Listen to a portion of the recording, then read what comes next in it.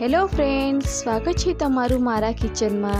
તો આજે આપણે બનાવશું ઇન્ડિયન સ્ટાઇલ વેજ ચીઝી પાસ્તાની રેસીપી। આ ઇઝી અને ઝટપટ બની જતા પાસ્તા તમે બાળકોને લંચમાં પણ આપી શકો છો। તો ચાલો બનાવવાનું સ્ટાર્ટ કરીએ।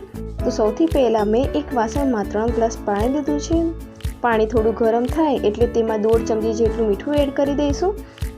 હવે પાણીને ઉકળવા દેવાનું છે। હવે તેમાં 1 ચમચી જેટલું તેલ નાખી દઈશું। તેલ નાખવાથી પાસ્તા ચોંટી જતા નથી એકબીજાથી। હવે તેમાં 1.5 કપ જેટલા પાસ્તા એડ કરી દઈશું। મેં અહીં પેને પાસ્તા લીધા છે, તમે તમારા પસંદ મુજબના પાસ્તા લઈ શકો છો। આ પાસ્તાને આપણે 10 મિનિટ સુધી સરસ રીતે ઉકળવા દઈશું। 8 થી 10 મિનિટમાં પાસ્તા બફાઈ જશે। અહીં આપણા પાસ્તા બરાબર બફાઈ ગયા છે। આપણે એકાદ પાસ્તાને બહાર કાઢીને જોઈ લઈશું। ચપ્પુની મદદથી આપણે ચેક કરી લઈશું કે પાસ્તા બરાબર બફાઈ ગયા છે કે નહીં। પાસ્તા બફાઈ ગયા છે।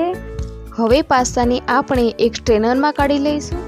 પાસ્તામાંથી બધું પાણી નીતરી જાય એટલે તેને એક પ્લેટમાં કાઢી દેવા, જેથી પાસ્તા એકબીજાને ચોંટી ના જાય। અહીં આપણે એક કઢાઈમાં 2 ચમચી જેટલું તેલ લઈ લઈશું। તેમાં અડધો કપ બારીક સમારેલી ડુંગળી એડ કરી દેવાની છે। ડુંગળીને એકાદ 2 મિનિટ સુધી સાંતળી લઈશું। ડુંગળી થોડી સંતળાઈ જાય એટલે તેમાં 1 ચમચી જેટલું બારીક સમારેલું લસણ અને 1 ચમચી જેટલા લીલા મરચાં બારીક સમારેલા એડ કરી દેવાના છે અને હવે તેને મિક્સ કરી દઈશું। જો બાળકો લીલા મરચાં ના ખાતા હોય તો તમે તેને સ્કીપ પણ કરી શકો છો। હવે તેમાં બારીક ચોપ કરેલું ટામેટું એડ કરી દઈશું। હવે ટામેટાને બરાબર મિક્સ કરી દઈશું જેથી ટામેટા સોફ્ટ થઈ જાય। હવે છેલ્લે આપણે કેપ્સિકમ એડ કરી દઈશું। કેપ્સિકમ છેલ્લે એડ કરવાથી પાસ્તામાં કેપ્સિકમનો જે ક્રન્ચી ટેસ્ટ હોય તે જળવાઈ રહે છે। ફરીથી બધું મિક્સ કરીને આપણે મસાલા નાખીશું। તો સૌથી પહેલાં સ્વાદ મુજબ મીઠું એડ કરી દેવાનું છે। પાસ્તામાં ઇન્ડિયન ફ્લેવર લાવવા માટે અડધી ચમચી લાલ મરચું પાવડર અને 1 ચમચી ધાણા જીરું પાવડર નાખીને મિક્સ કરી દઈશું। મિક્સ કર્યા પછી આપણે તેમાં 1 મોટી ચમચી ટોમેટો કેચઅપ અને 1 મોટી ચમચી મેયોનીઝ એડ કરી દઈશું અને તેને પણ મિક્સ કરી લઈશું। મેયોનીઝ નાખવાથી પાસ્તામાં ક્રીમી ટેક્સચર જળવાઈ રહે છે। તો હવે આપણી પાસ્તાની ગ્રેવી તૈયાર થઈ ગઈ છે। તેમાં બોઇલ કરેલા પાસ્તા ઉમેરી દઈશું।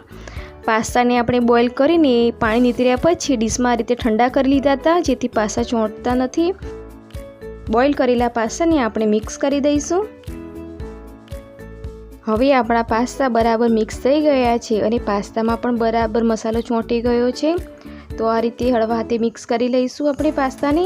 પાસ્તામાં ઇટાલિયન ફ્લેવર લાવવા માટે 1 ચમચી રેડ ચીલી ફ્લેક્સ અને 1 ચમચી ઓરેગાનો મિક્સ કરી દઈશું। ઉપરથી મોઝરેલા ચીઝ નાખી દઈશું।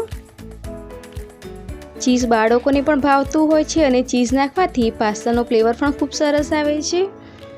તો તમે જોઈ શકો છો આપણા પાસ્તા રેડી છે અને દેખાવમાં પણ એકદમ ચીઝી લાગી રહ્યા છે। તો આ પાસ્તા બાળકોને ખૂબ જ ભાવે છે। તમે લંચમાં પણ બાળકોને આ રીતે પાસ્તા બનાવીને આપી શકો છો। તો આપણા પાસ્તા રેડી છે। હવે તેને સર્વિંગ ડીશમાં સર્વ કરી દઈશું અને ઉપરથી આ રીતે ચીઝ ખમણી લઈશું।